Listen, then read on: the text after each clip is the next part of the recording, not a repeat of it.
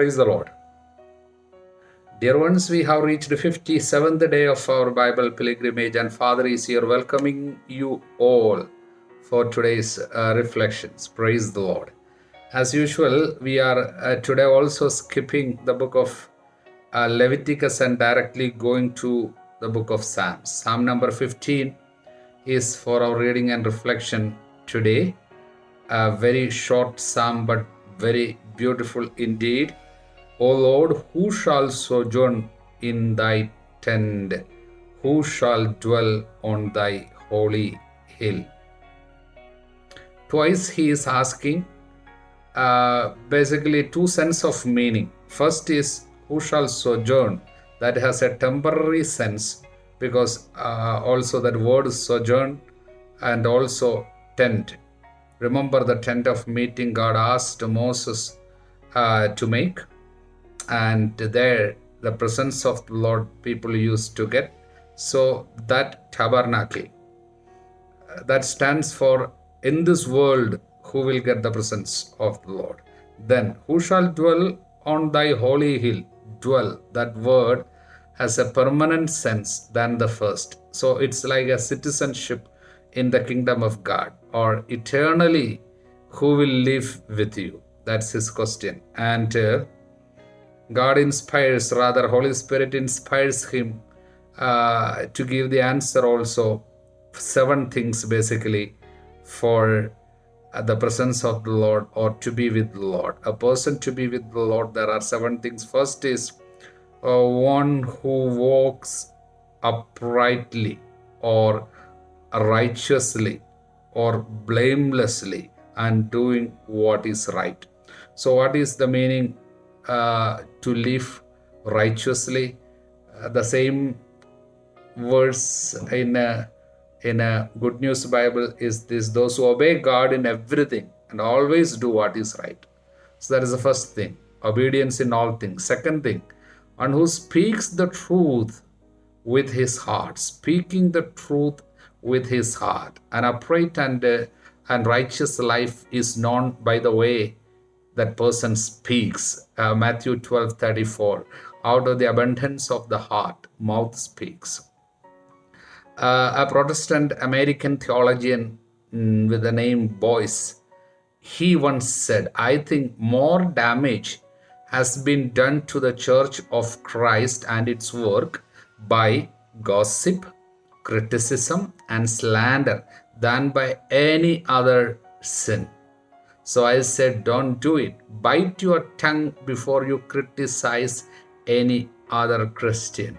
So that's what he said. So the third thing David speaks is one who does no evil to his friend. You should not do any evil to your friend, nor does he take up a reproach against neighbor. So righteousness is expressed in the way we treat with others. So that's what he says, how you behave with others.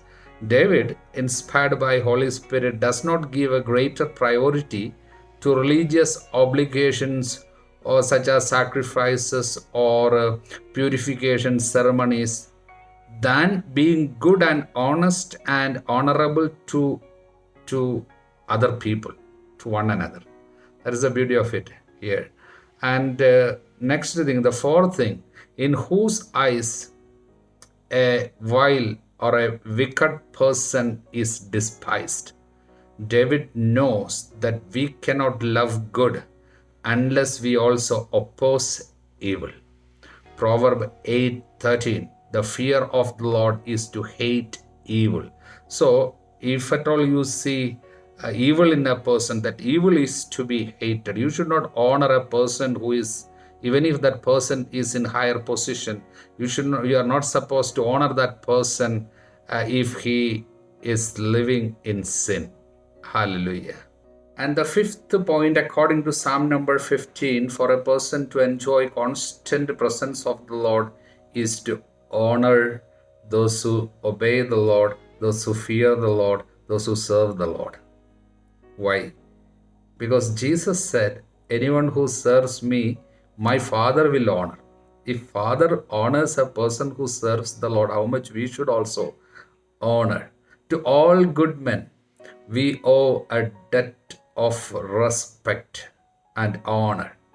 And we have no right to hand over what is their due to vile persons or wicked and sinful persons who happen to be in high positions. Hallelujah.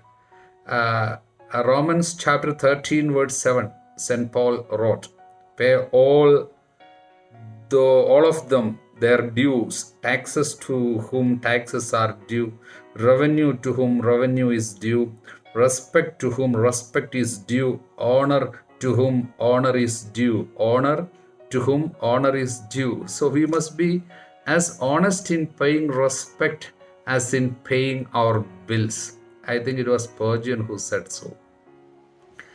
Reason is this. Jesus said,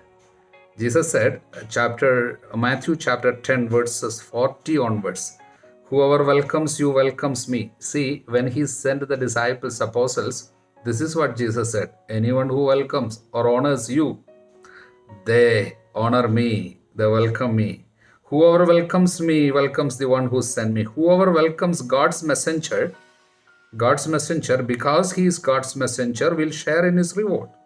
Whoever welcomes a good man because he is good will share in his reward. See, if you welcome and honor a good man because he is good, you will share in his reward. You can be sure that whoever gives even a drink of cold water to one of the least of these my followers, because he is my follower, will certainly receive a reward. That's a really important thing, to honor others. The sixth thing, to keep promises, no matter how much it may cost. The idea behind this is a righteous person keeps his promises even when it is no longer to his advantage to do so. So, keeping the promises, he may not have any advantage that time. Also, it will be very difficult that time. Circumstances would be different, but still, you will keep the promise. That is pleasing to the Lord. We find, we will see in the book of Joshua later, Joshua and the elders keeping their oath to the Gibeonites. Though the circumstances was really difficult and it was really inconvenience for them, but still, for the sake of keeping the promises, they are taking that step. The seventh and last step here is that person will make loans without interest and will not take any bribe.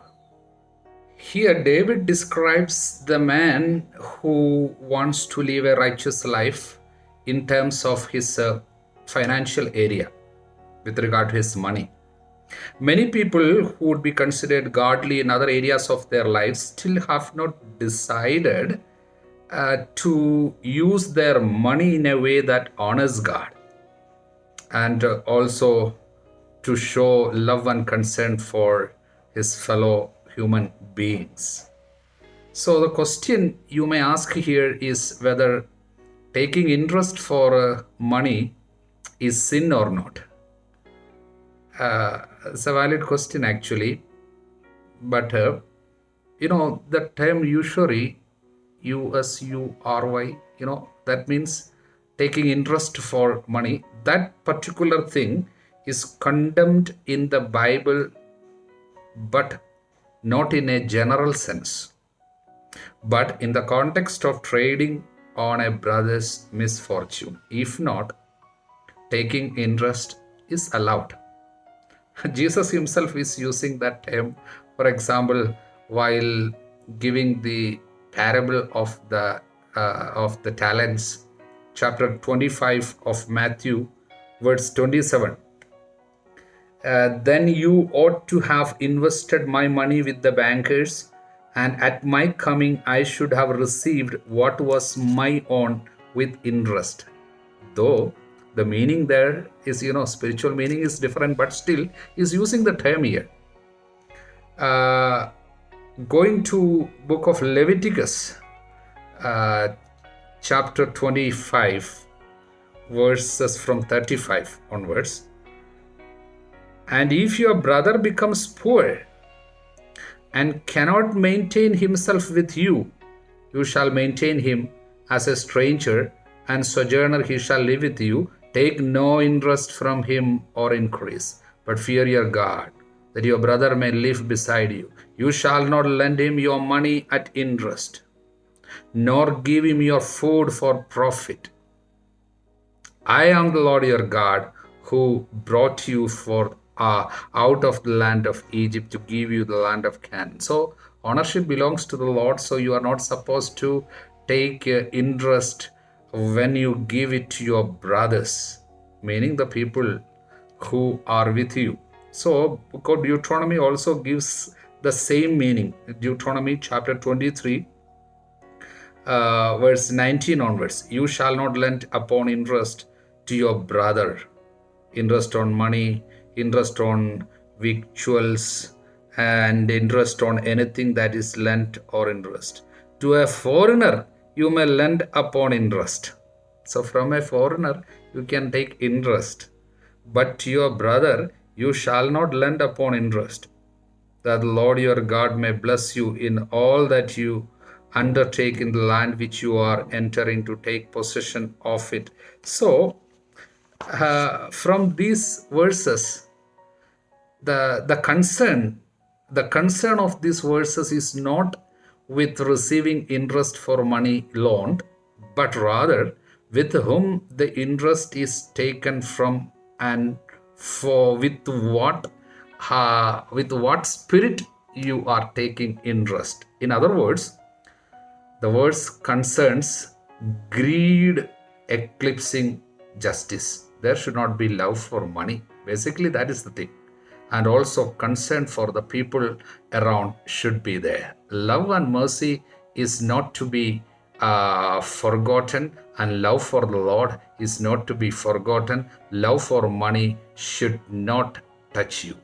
Having brought before us the 7 points, the psalmist concludes, rather Holy Spirit through him concludes, he who does these things shall never be moved. Meaning that stability will be there, stability of life, not only for this world, but they will dwell with the Lord, meaning they will abide. So that's the word, better word. They will abide with the Lord.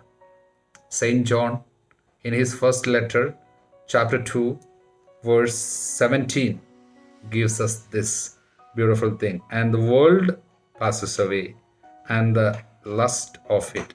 But he who does the will of God abides forever. Abides forever. Praise the Lord. Coming to the Gospel of Luke, chapter 13, in the first pericope, Jesus wants to reveal a very important spiritual message for all of us.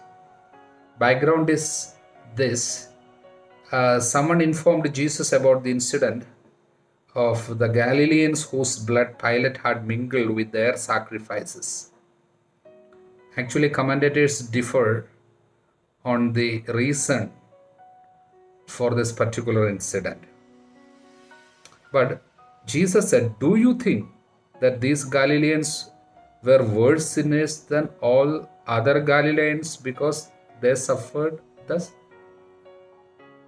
I tell you no, but unless you repent, you will all likewise perish.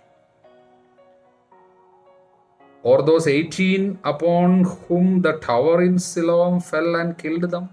Jesus reminded them about another incident that happened in their time.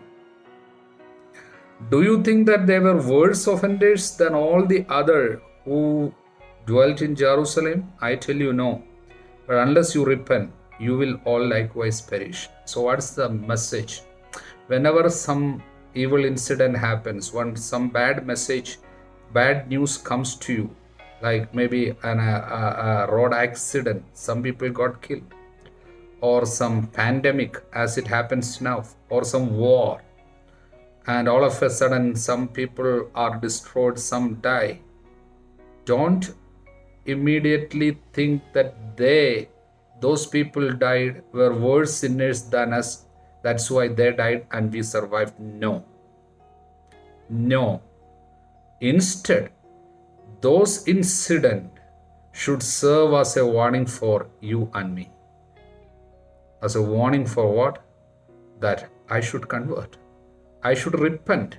I should come out of my sin and I should be ready. If not, what will happen? I also will perish like this.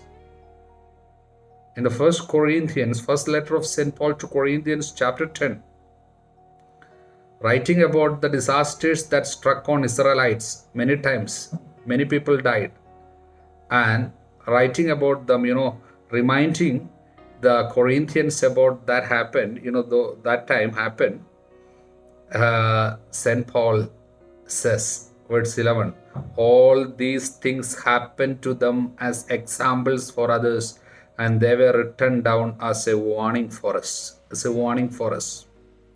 For we live at a time when the end is about to come. So we live at a time when the end is about to come. So all the negative things that are happening should be a catalyst, serve as a catalyst for our conversion. So the pandemic is a warning for us that I should repent. If not, I will perish.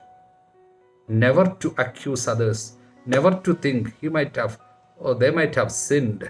That's why they might have died. No, think of yourself. Every suffering is an invitation for a greater holiness and repentance. Praise the Lord.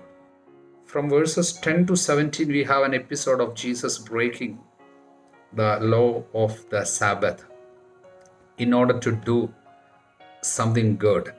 What was that? There was a woman who had a spirit of infirmity for 18 years. She was bent over and could not fully straighten herself. When Jesus saw her, he called her and said to her, "Woman, you are freed from your infirmity." He laid his hands upon her and immediately she was made straight. She praised God. But the ruler of the synagogue, indignant because Jesus had healed on the Sabbath, said to people, "There are 6 days on which work ought to be done. Come on those days and be healed, and not on the Sabbath day." So Pharisees, scribes, and the rulers of the synagogue, all of them actually were unhappy because Jesus was breaking the law.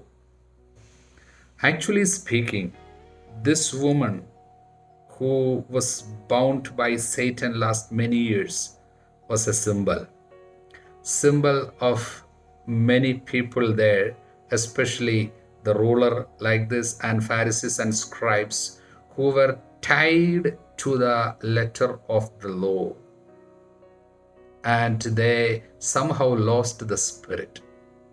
Satan was actually using the Old Testament laws to tie them there and depriving them of the love of God, which is to be manifested in the love for others. Love of God is to be manifested, was supposed to be manifested in the love of the neighbor, compassion and mercy, which was lacking. And Jesus wanted to set them free by breaking the law here, for the sake of making it clear that any religious activity without the spirit of love and compassion and mercy is of no use, is worthless. Hallelujah.